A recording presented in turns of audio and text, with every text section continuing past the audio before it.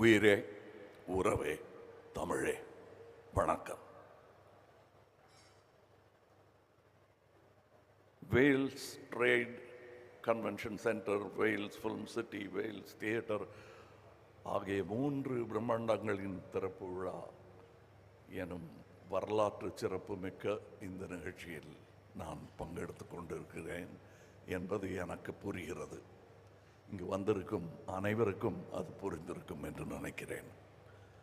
பாரம்பரியம் மிக்க அரசியல் குடும்பத்தில் பிறந்தவர், கண்ணியம் மிக்கவர், மாண்புமிகு தமிழ்நாடு நிதி அமைச்சர் தங்கம் தென்னரசு அவர்களே.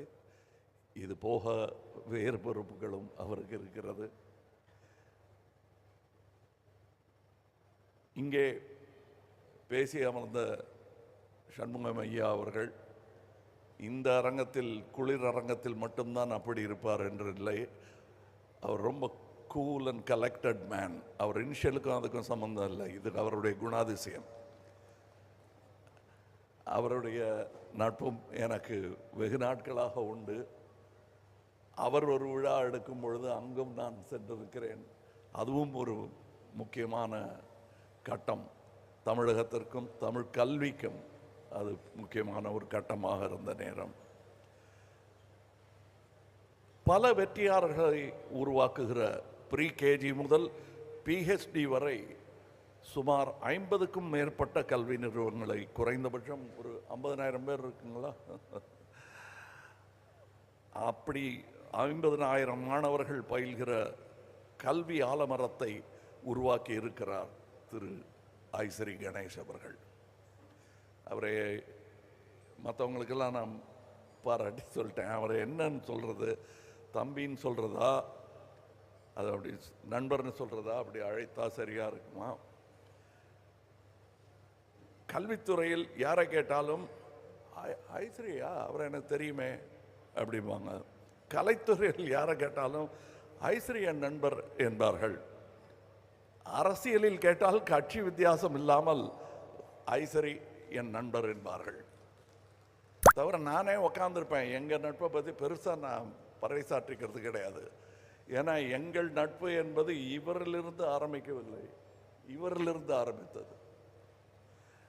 ஐயா அவர்களுடன் நான் படத்தில் நடித்திருக்கிறேன். சத்யா மூவிஸ் படத்தில் நான் கதாநாயகன் என்றாலும் அவருக்கு தயாரிப்பாளருடன் மிக நெருங்கிய தொடர்பு. நான் 2ஆம் பட்சம்தான் அதில். அப்போலேருந்து தெரியும் எனக்கு அவரை. அந்த எளிமை அவருக்கு ஊட்டி வளர்த்திருக்கிறார் என்பதற்கு உதாரணம் என் நண்பர் ஐஸ்ரீ கணேஷ் அவர்கள். சரி, இந்த கமலஹாசனுக்கும் ஐஸ்ரீ கணேஷ் அவர்களுக்கும் என்ன சம்பந்தம்? வேல்ஸ் இன்டர்நேஷ்னல் தயாரிப்பில் நான் நடித்ததில்லை. ராஜ்கமலும் அவரும் சேர்ந்து ஒரு படமும் பண்ணதில்லை.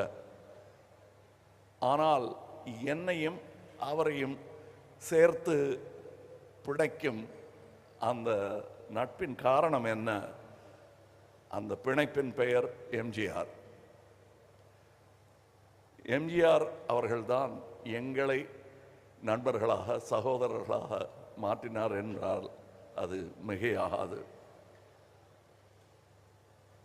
இது நானும் இவர் மாதிரி தான். இங்கே எனக்கு என்னென்னமோ பட்டங்கள் சொல்லி இங்கே என்ன வரவேற்றார்கள்.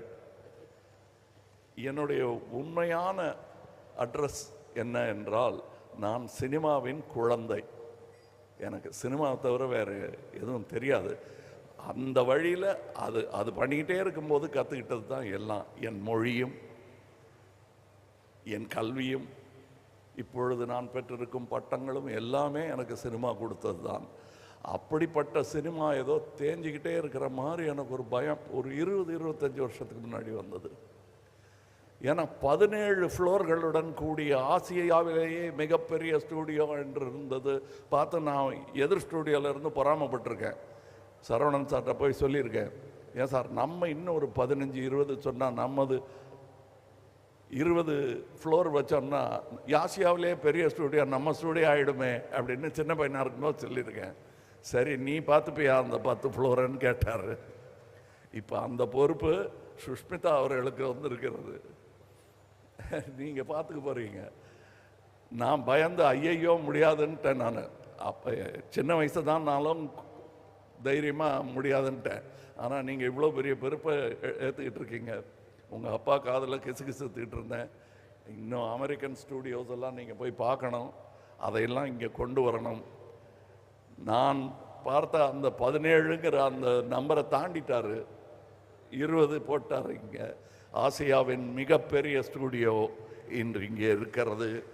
அது இங்கே இருப்பது நியாயம்தான். காரணம், இந்த பேன் இண்டியா மூவி என்பதை துவங்கியதே சென்னை தான். இங்கே எத்தனை படங்கள் எடுத்துக்கொண்டிருந்தார்கள் என்பது, இதுதான் hub. Pan India film making hub என்றால் அது சென்னை தான். மும்பையிலும் பெரிய ஒரு இண்டஸ்ட்ரி இயங்கிக் கொண்டிருக்கிறது என்றாலும் அவர்கள் அந்த மொழியில் மட்டுமே படம் எடுப்பார்கள், அவர்கள் மொழியிலேயே படம் எடுப்பார்கள். ஆனால் இங்கே ஏவிஎம் ஆகட்டும், மற்ற ஸ்டூடியோக்களாகட்டும், நிறுவனங்களாகட்டும், இயக்குநர்களாகட்டும், பல மொழிகளில் இங்கிருந்து படம் தயாரித்து அங்கு சென்று கொடி நாட்டி வந்தவர்கள். உலகத்தின் அதிகமான சினிமாக்களை தயாரிக்கும் இந்த நாட்டில் இப்படி ஒரு இடம் இருக்க வேண்டியது அவசியம் என்பதை ஒரு அரசு முடிவு செய்யாமல் தனி மனிதர் முடிவு செய்திருப்பது பாராட்டுக்குரியது. இதை நாங்கள் அல்லவா செய்திருக்க வேண்டும் என்று இங்கே இருக்கும் சினிமாக்காரர்கள் எல்லோர் மனதிலும் தோன்றியிருக்கும். அதற்கு நான் விதிவிலக்கு அல்ல. எத்தனை படம் பண்ணியிருக்கோம், எவ்வளோ சினிமாவை பற்றி பேசுகிறோம். இந்த மாதிரி ஒரு இடத்த கட்டணும்னு நான் பேசி தான் இருக்கேன், செய்யவே இல்லையே. செஞ்சிட்டாரு, சரி நான் செஞ்சான்னு அவர் செஞ்சான்னு இங்கே வந்து வேலை செஞ்சுட்டு போகிறேன். இல்லை இன்னும் 2 கொத்தி விளக்கு ஏற்றி வைக்க சொன்னால் வந்து ஏற்றி வச்சுட்டு போகிறேன். ஏன்னால் சினிமாவுக்காக ஏற்றி வைக்கும் விளக்கு அது. அதனால்தான் நான் இந்த ஃபங்க்ஷனுக்கு வந்தேன். ஐயா அமைச்சர் அவர்கள், என் மத்திய அமைச்சர் கூட நாட்டின் கடமைக்காக இங்கே வரவில்லை. அதிலும் பெருமை தமிழகத்தில் இருக்கிறது. 6 நிதி அமைச்சர்களை இந்தியாவிற்கு தந்த பெருமை தமிழகத்திற்கு உண்டு. ஆக நம்ம தமிழ்நாட்டை சும்மா ஈஸியாக இடம் போட்டுற முடியாது. அதற்கு இப்படி ஒரு இடம் வேண்டும். நான் பெருமையாக மார்தட்டி சொல்லிக்கொள்ள ஒரு அட்ரஸ் வேண்டும். அந்த அட்ரஸ் இதுவாக இருப்பதில் எனக்கு பெருமை. காரணம், முதலாளியே எனக்கு பர்சனலாக தெரியும். அதான் அது நான் செய்ய வேண்டியதை நீங்கள் செய்ததாக நினைக்கிறேன்.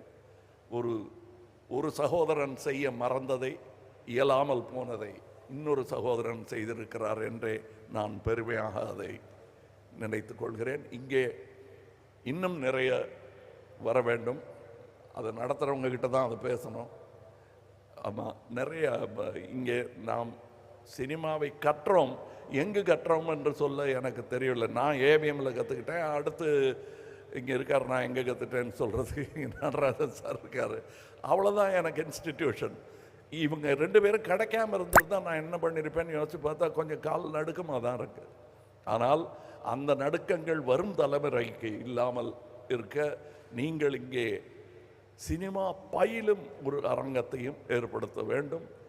காரணம், நாம் அதற்கான ஏற்பாடுகளை செய்ய மறந்து விட்டதாகவே நினைக்கிறேன். நான் சொல்கிறது கவர்மெண்ட்டை சொல்லலை, இண்டஸ்ட்ரி அதை செய்ய வேண்டும். இதெல்லாம் எனக்கு இப்போ தான் தெரிஞ்சுதான்னா இல்லை, முன்னாடியே தெரியும். வசதி இல்லை, வசதி உள்ளவங்க அத்தனை பேர் தெரியாது எனக்கு. ரொம்ப பேர் இப்போ நிறைய பேர் தெரிய ஆரம்பிச்சிருக்கு. இவர்களெல்லாம் தமிழ் சினிமாவுக்காகவும் தமிழ்நாட்டிற்காகவும் நல்லது செய்ய வேண்டும் என்று நம்பிக்கொண்டிருப்பவர்களில் நானும் ஒருவன். அதனால் தான் இங்கே வந்திருக்கிறேன். நானும் குளிர்கால செஷனில் விட்டுட்டு தான் இங்கே வந்திருக்கேன். நான் மறுபடி போகணும். இந்த ஸ்டூடியோவுக்கு மறுபடி வருவேன் வேலை நிமித்தமாக என்று நம்புகிறேன். இன்னும் சிறப்பாக இந்த மரங்கள் கன்றுகளாக இருக்கும். இந்த மரங்களெல்லாம் உயர்ந்த மரங்களாக வளர்ந்து பார்க்க வேண்டும் என்பது என் ஆசை. வணக்கம், வாழ்த்துக்கள், ஜெயஹிந்த்.